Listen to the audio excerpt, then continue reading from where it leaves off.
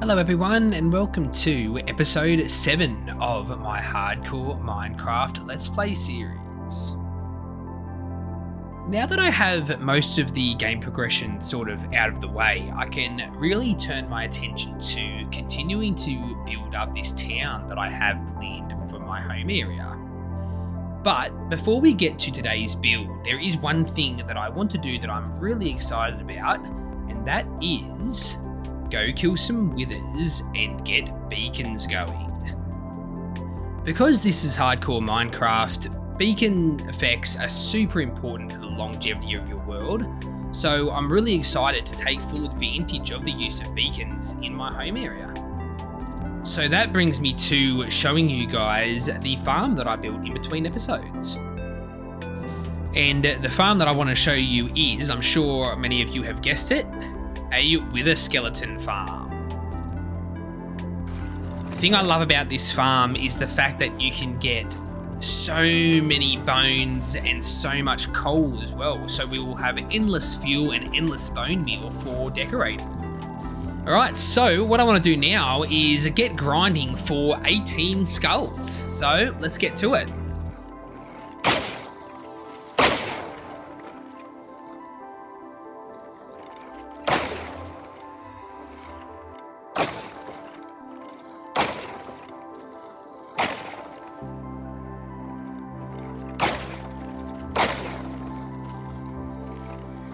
So in only about 10 minutes, I have 21 skulls, so a pretty efficient farm.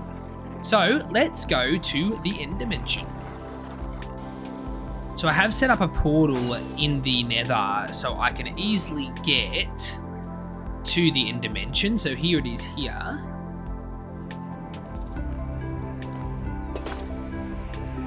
And this portal takes me directly to my end room. Okay, so the first thing I want to do is dig out underneath my portal here so we can set up a nice safe way to kill the withers.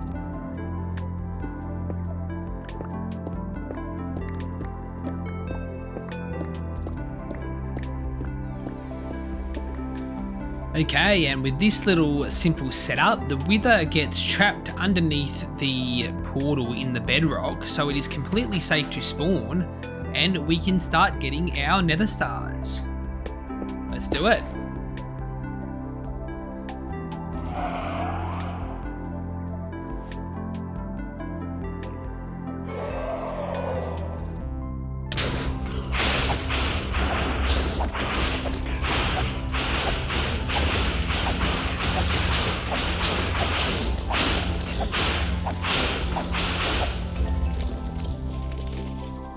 And there it is, our first nether star.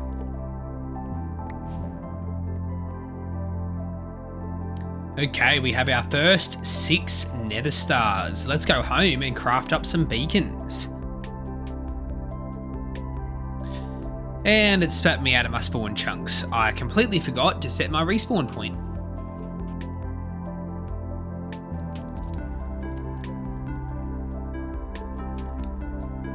Okay, and there we have it. We have our first 6 beacons in this world. Okay, so I think a good place to put this first beacon will be just at the back of my house here, so it's out of the way, you won't see the trapdoors in the ground, and it's unobstructed going up into the sky. So, let's dig out an area and get it set up.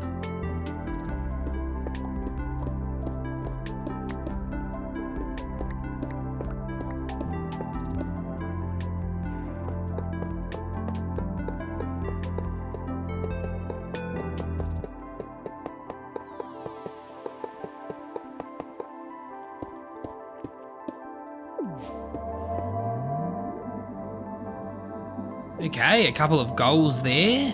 Beaconator and bring home the beacon. It's exciting. Okay, and there we have it. Our first hex beacon set up. We are under full beacon effects. That feels great. I feel so much safer already. But my goal is to be under full beacon effects for this entire town area. And considering that just took 6 beacons for one area, which is only a 50 block radius all the way around, which is 18 skulls that I need, I am going to need a lot more skulls and beacons to make this happen. So, time to get grinding some skulls at the Wither Skelly farm. Okay, and that right there should be all of the Wither skulls that we need. So, let's go back to the end and start killing some more withers.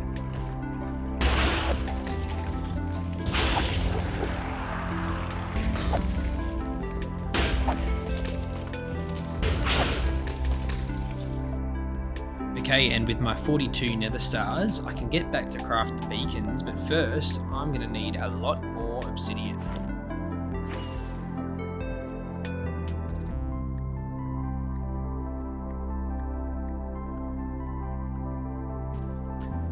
Alrighty, let's get home and craft up these beacons. Ah, and I forgot to set my respawn point again. Okay, so the beacons are done. With all those put in place, I am covered by full beacon effects from about 50 blocks past my home in that direction, and just past the gunpowder farm in that direction. So I am covered by full beacon effects throughout this whole area that I'll be building. So with that done, it's time to turn our attention to today's build. So for today's build, I want to build an iron trading hall. Because I now have my quad iron farm at spawn, I have a really good source of iron, and I want to get a good emerald economy going because I love utilizing traders in my world. But before we get into the design of the build that I want to do, I need to get some resources because I have absolutely no deep slate, I have no dark oak, and I have no acacia. 3 materials of which I will be using in today's build with the design I have in mind. So let's get to some resource collecting.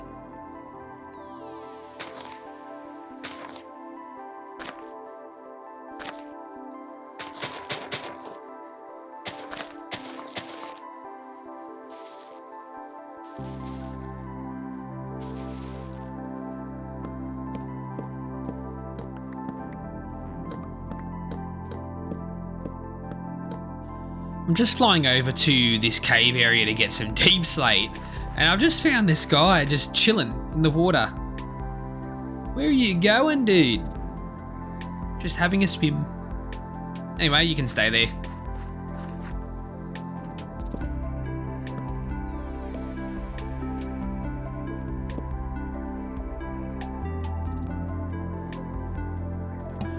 Oh my god. Look what I found here, guys. Deep slate emerald ore. I've never ever found a deep slate emerald ore before in any Minecraft world. This is my first ever one. Let me make sure I have my silk touch pick. That is such a great find. I'm so stoked about that.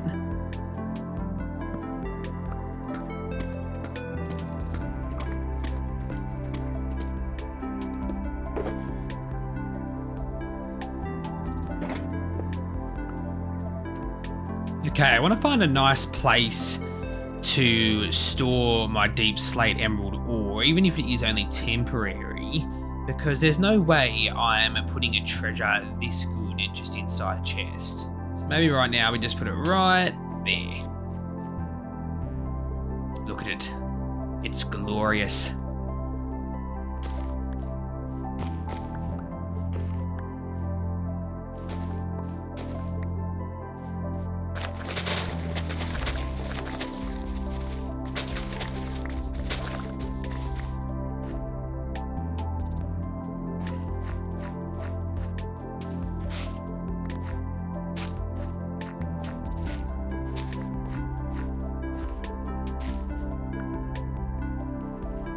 Well, that was a really productive lush cave trip. I went in for some flowering azalea plants and came out with a whole heap of stuff. A bunch of rooted dirt, some small drip leaves, a whole heap of spore blossoms, and a bunch of axolotls.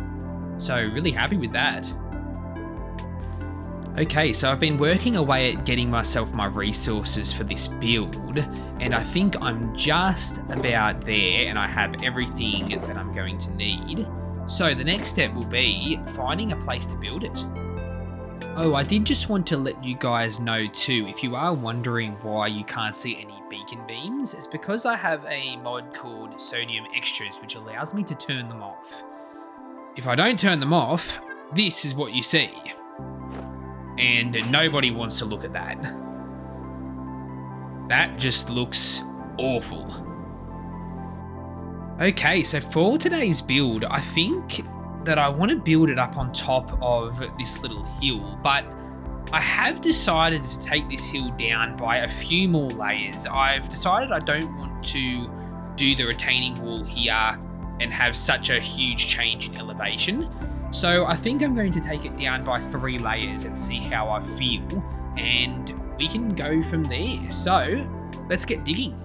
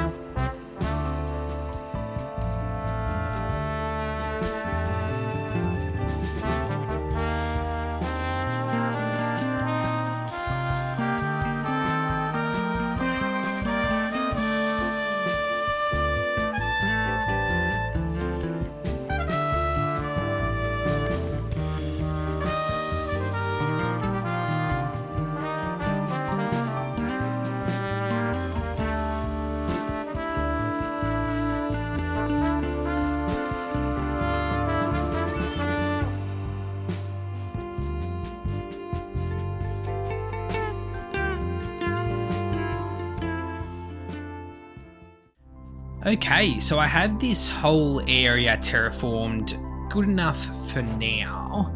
I'm going to leave the beacon where it is just for the time being, because I may need to move it entirely. But where I'm thinking I want to put this next build is on top of this hill, right up towards the back here. So I'm going to set up an area for my resources and mark out the shape of the build and go from there. Okay, so I think I have the size and the location of this build marked out pretty well. I'll take a quick fly out so we can have a good look. So this is the sort of size that I'm going for. I think that's going to be a really good location. It's not too close to the breeder, but still giving me plenty of space around the build for other things, and it's not blocking the view of my starter house too much. So if I perch up on top here, it's kind of just off to the side and I have plenty of space in between these builds. So I think I'm gonna roll with that and get the walls kind of marked out so I can get the height correct and go from there.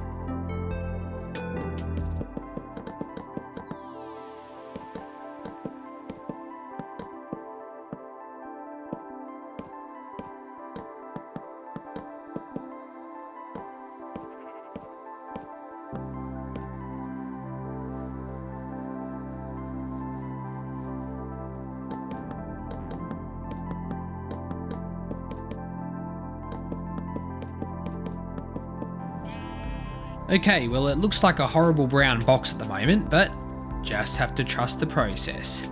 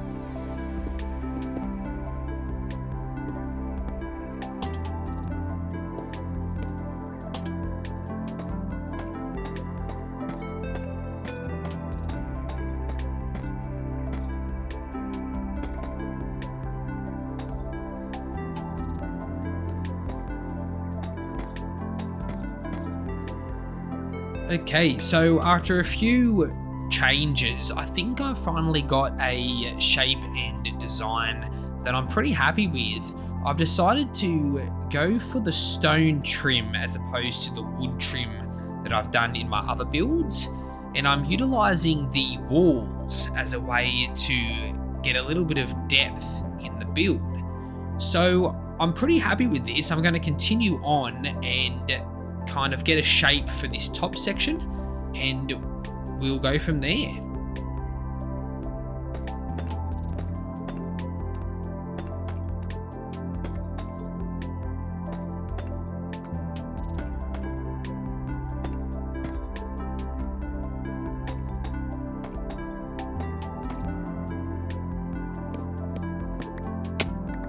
All right, so now I think I'm nearly up to working out what I want to do with the roof, because I have an interesting area where this roof will meet up to the tower, and I want to work that out before I go too much further, just in case I do want to change the layout or the shape.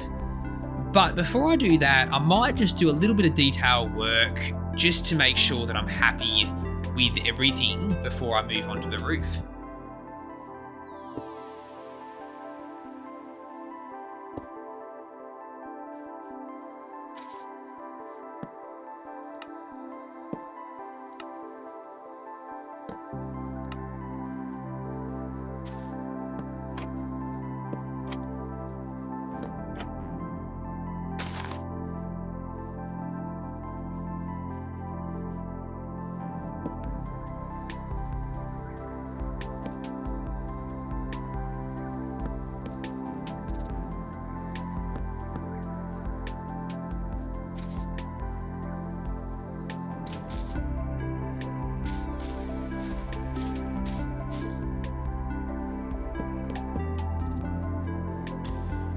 Alright, I think I'm really happy with this design. I love using a lot of flowers and leaf blocks in my builds. I think it just kind of really brings out that cottagecore vibe that I love so much. I obviously will need to texture the deep slate and the spruce walls, just because it needs to be broken up a little bit. It's just too much of the same texture. But before I do that, I think I want to repeat this on the other side and get to working out this bottom roof, and then I can move on from there.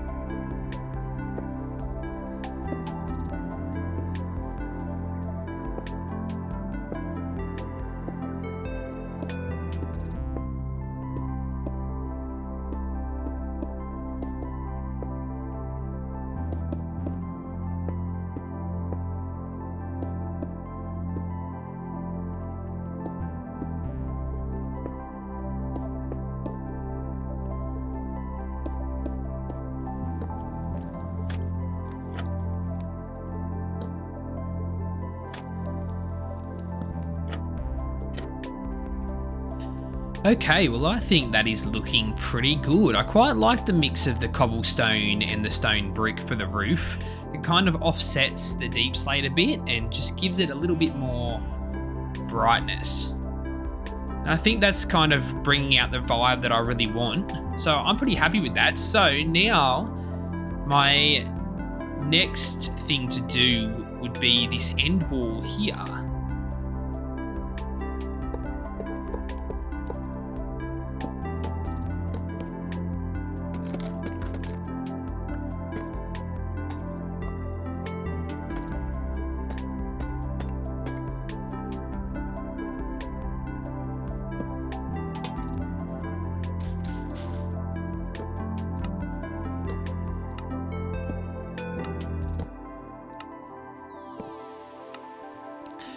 Okay, so with this end of the build done, I now want to turn my attention to the tower section and get to work on completing what I have planned for this area up here.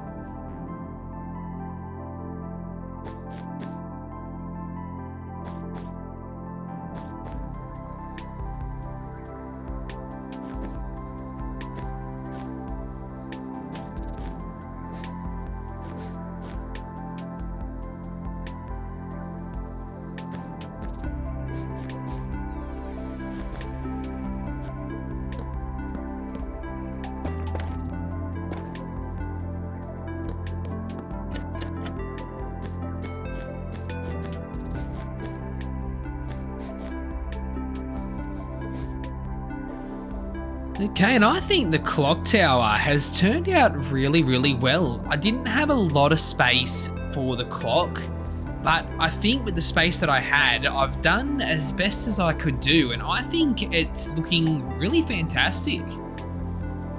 So I really want to get to texturing everything because I haven't done that yet, and it's looking very monotonous all over the walls because there's just no texture break up there. But first, before I do that, I want to get to this top roof, see if I can work out a good shape, and then we can get to the finishing touches of the exterior.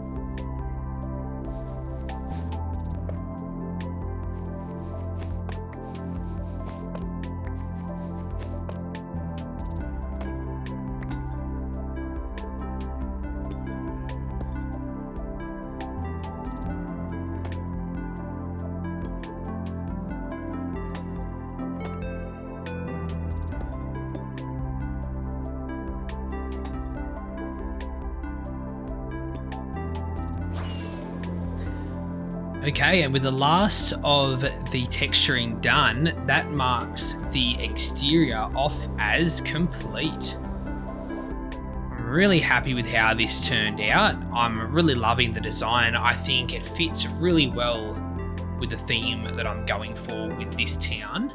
So now we are up to getting started on the interior. So let's get to that.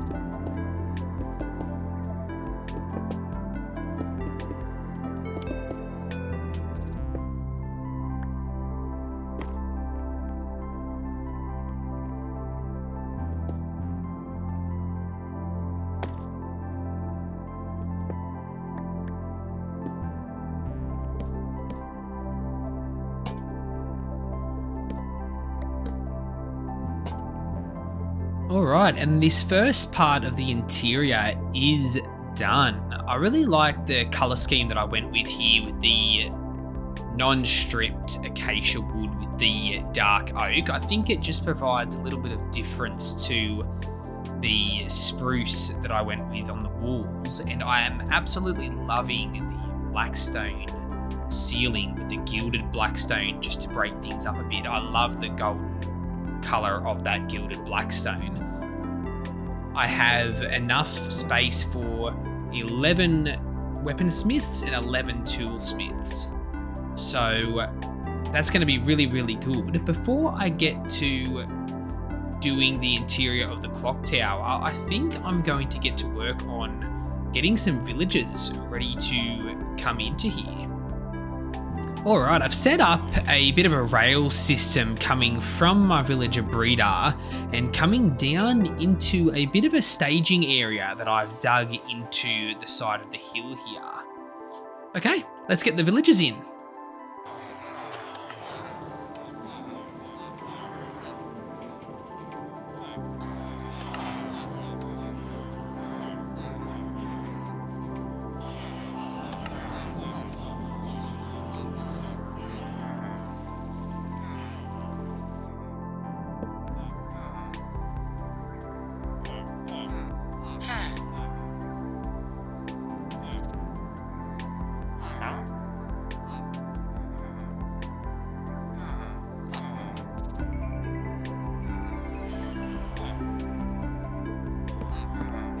Okay, so that is 11 toolsmiths locked in and ready to go.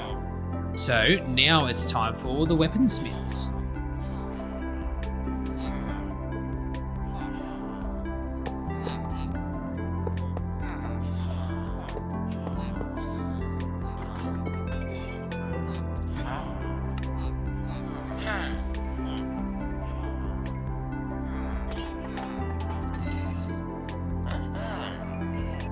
Okay, and there are my 11 weaponsmiths done as well.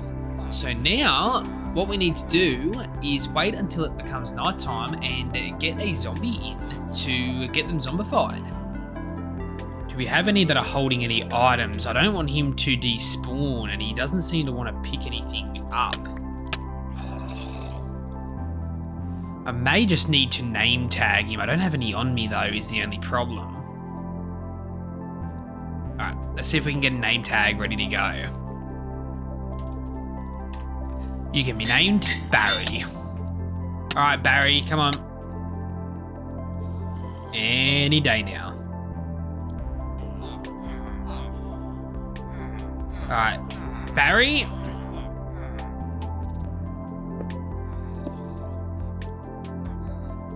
Ooh, and I hear the first one getting zombified. Sorry about it, bud. I'm going to leave Barry locked away in here so that in the future I can zombify and cure more villagers. Thank you for your service, Barry. Have a good day. Okay, so now I need to get some splash potion of weakness going, and I need to craft some golden apples. I hope that I have enough gold, so let's go and see if we do. Perfect. There's 22 for these guys. And should still have absolutely heaps left to spare for the next round as well. Alright, let's go get these guys curing.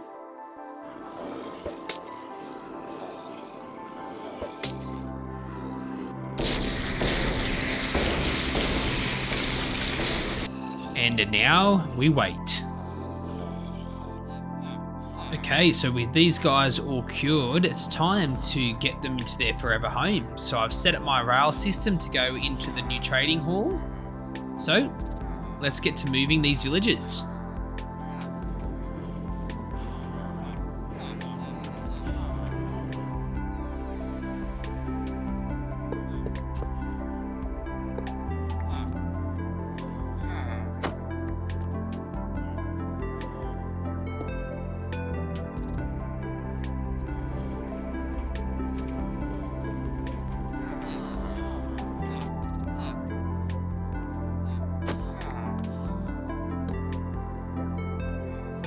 Okay, so I now have my 11 toolsmiths and my 11 weaponsmiths all into place, giving me a total of 22 iron traders in this hall. So what I need to turn my attention to next is this clock tower. I'm not going to leave it like this. I want to do some decoration. I'm thinking about making a spiral staircase all the way up to the top. So let's get building and see what I can figure out.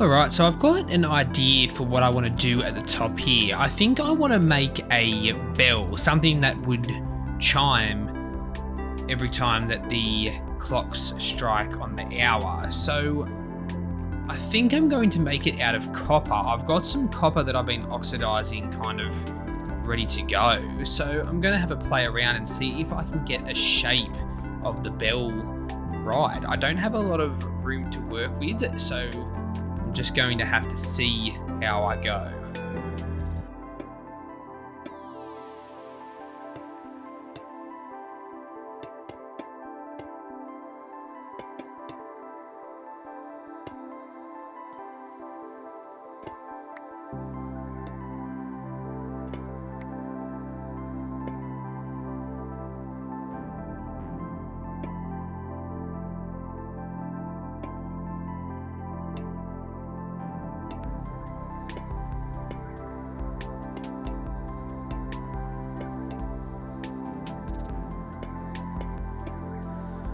Okay, I think I'm happy with the shape of the bell. I don't have a lot of room to work with, but I think with the amount of room that I had, it's come out really well. I've used a little bit of the exposed copper just to add a little bit of an aging effect. And all in all, I think that's looking good. And I think I'm happy with that. Let's continue on.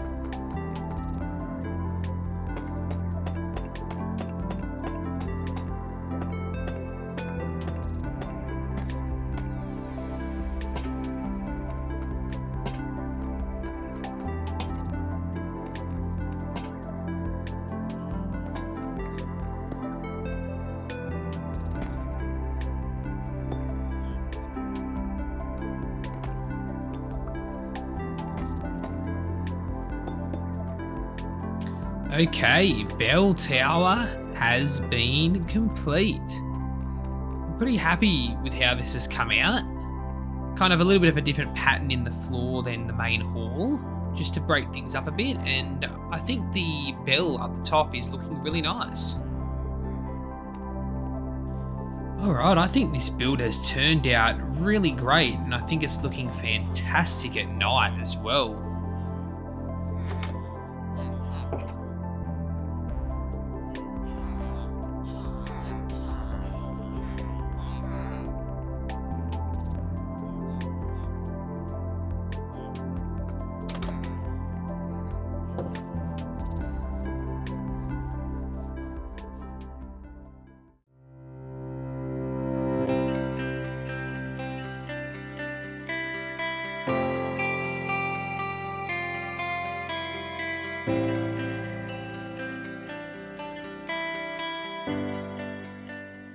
Okay guys, that is going to have to do it for me today. Thank you so much for watching this episode. It was a ton of fun to make, and I really hope you guys love the build as much as I do. I cannot wait to start fully decorating this area around my builds, get rid of all these torches, and really start making the area look beautiful. But it is going to have to wait until at least next episode. But thank you so much for watching again, and see you in the next episode. Bye.